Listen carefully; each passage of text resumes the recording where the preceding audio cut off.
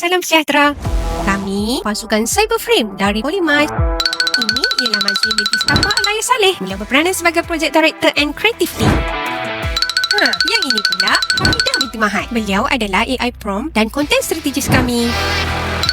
Ini Azrul Yusuf. Peranan beliau sebagai Video Production dan Editing Specialist.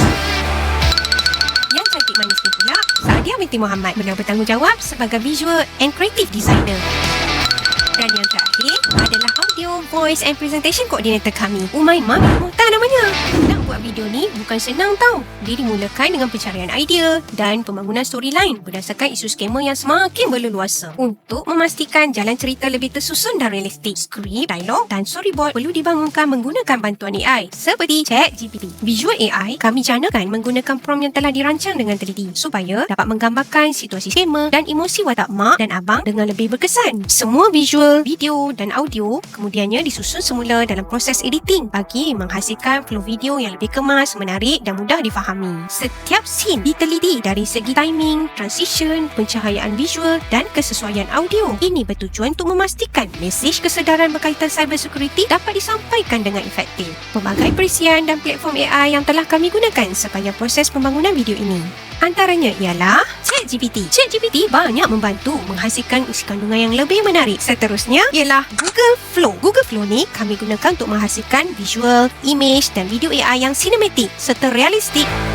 Ketiga, Eleven Labs. Eleven Lab ni kami gunakan untuk menungkarkan teks kepada suara manusia yang naik. Yang keempat pula, Suno. Suno digunakan untuk menghasilkan muzik latar secara automatik berdasarkan tema dan mood video.